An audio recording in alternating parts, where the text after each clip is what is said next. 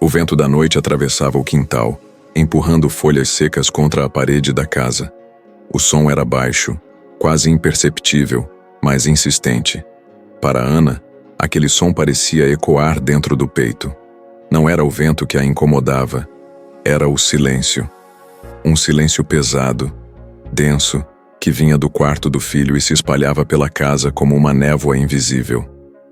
Ana estava sentada à mesa da cozinha, com as mãos envolvendo uma xícara de café já frio, olhando fixamente para o relógio.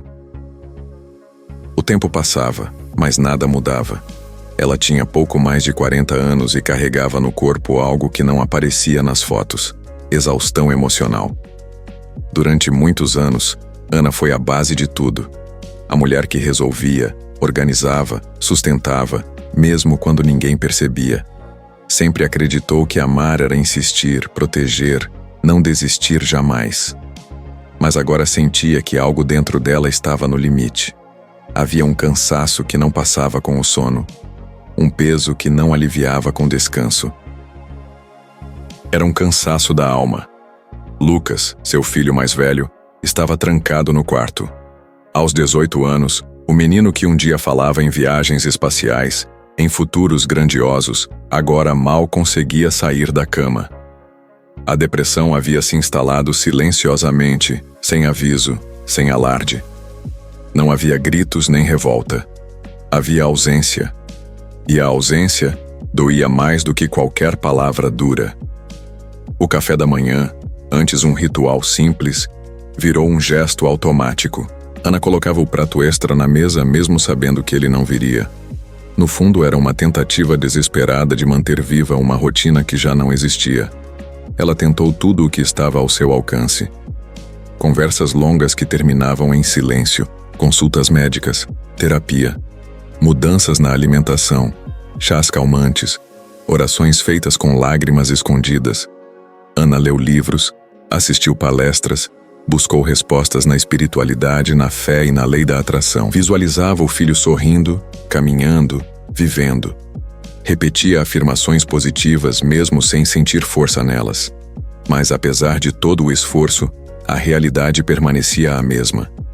E isso machucava profundamente. A cada dia, uma pergunta surgia antes mesmo de ela abrir os olhos. Onde eu errei? A culpa foi se infiltrando lentamente. Talvez ela tivesse trabalhado demais. Talvez tivesse sido exigente. Talvez não tivesse percebido os sinais antes. A culpa se tornava companhia constante. Até nos momentos em que tentava descansar, sentia-se errada. Como podia pensar em si mesma enquanto o filho sofria? Como buscar paz quando a dor ainda morava naquela casa? A lei da atração, que tantos descreviam como transformadora, começou a parecer distante. Ana fazia tudo certo, pelo menos era o que acreditava. Pensava positivo, orava, visualizava, mas nada se manifestava. Isso a fazia questionar não apenas a técnica, mas a si mesma. Talvez houvesse algo errado com ela, talvez estivesse falhando até espiritualmente.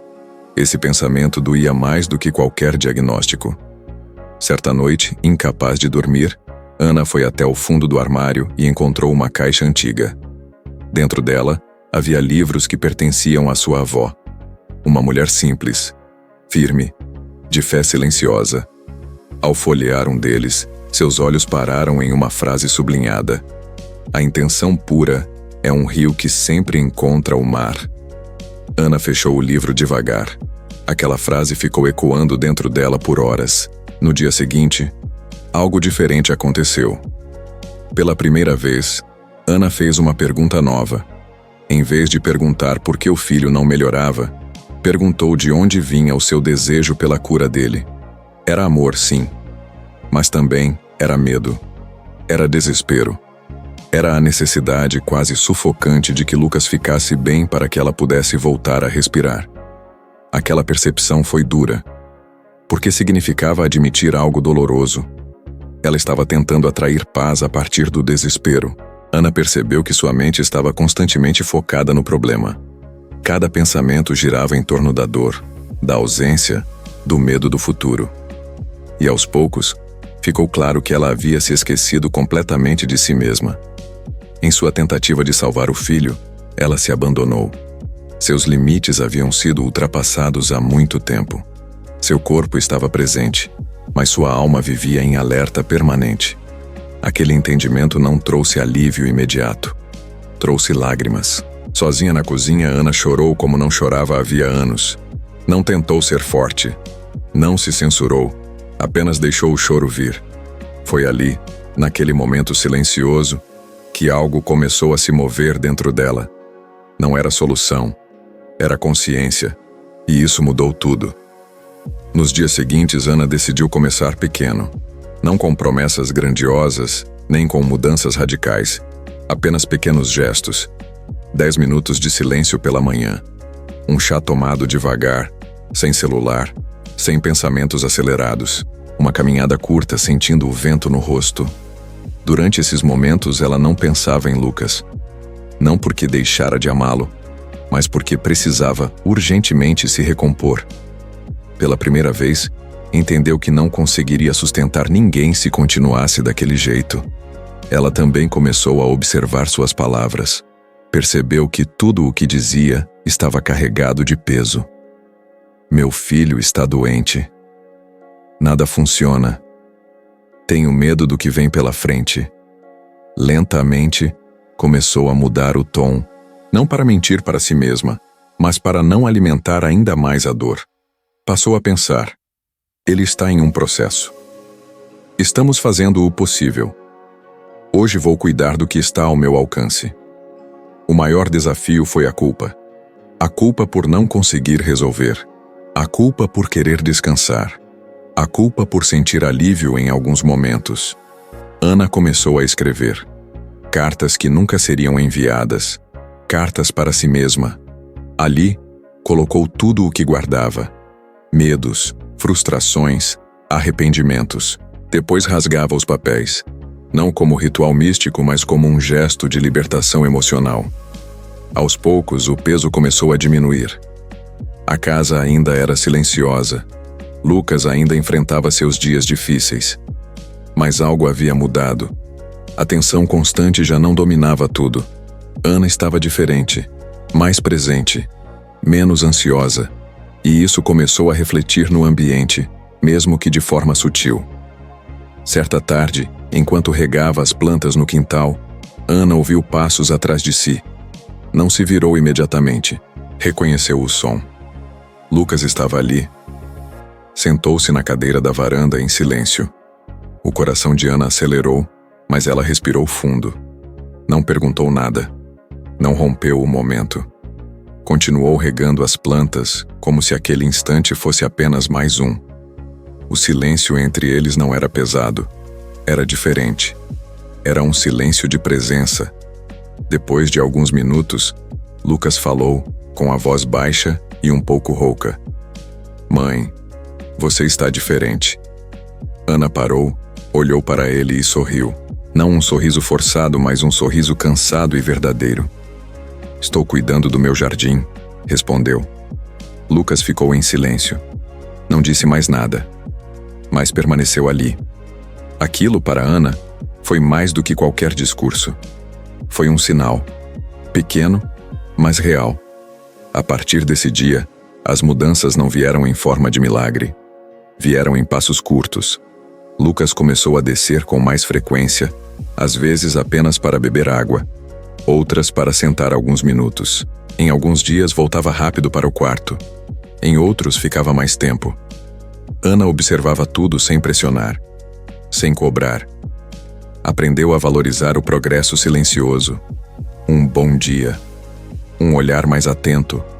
Um interesse tímido pela cozinha. Algo que ele sempre gostou. Ana entendeu que a lei da atração não era uma ferramenta para controlar o outro. Não era uma promessa de cura instantânea. Era uma lei de alinhamento. Quando ela mudou seu estado interno, quando encontrou um pouco de paz dentro de si, o ambiente respondeu. Não porque o universo consertou o filho, mas porque ela deixou de ser um campo constante de tensão. Lucas continuou a terapia. Teve dias bons e dias difíceis. A depressão não desapareceu. Mas Ana já não se sentia destruída a cada recaída. Ela havia aprendido a sustentar sem se anular, a amar sem se perder, a cuidar sem se sacrificar completamente.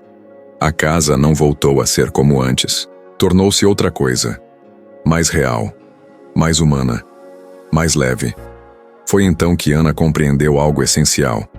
Ajudar não é controlar. Amar não é se destruir. Cuidar do outro começa por não abandonar a si mesma.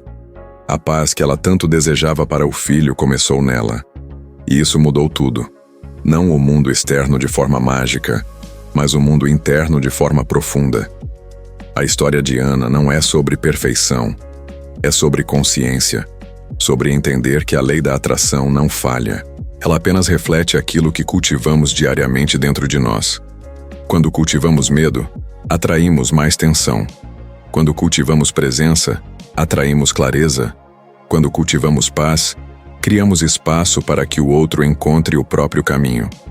Essa história é um convite.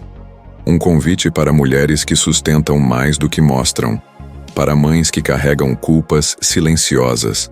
Para quem acredita que precisa se esgotar para amar. Talvez seja a hora de olhar para o seu próprio jardim. De se perguntar qual parte de você ficou sem cuidado enquanto tentava salvar o mundo ao redor. A paz não é a ausência de problemas. É a capacidade de permanecer inteira em meio a eles. É um alinhamento diário, um gesto silencioso de respeito consigo mesma. Quando isso acontece, tudo ao redor encontra, pouco a pouco, um novo equilíbrio. A lei da atração não nos pede esforço extremo. Ela nos pede verdade. Presença, consciência. Cuidar de si não é egoísmo. É sabedoria emocional. É a base de qualquer amor que não adoece. A jornada de Ana mostra que a transformação mais poderosa começa dentro. E quando começa dentro, ela se espalha. Não como controle, mas como espaço.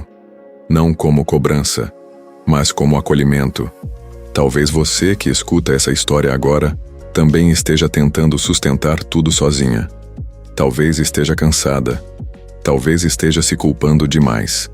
Que essa história te lembre de algo essencial. Você não precisa se perder para amar.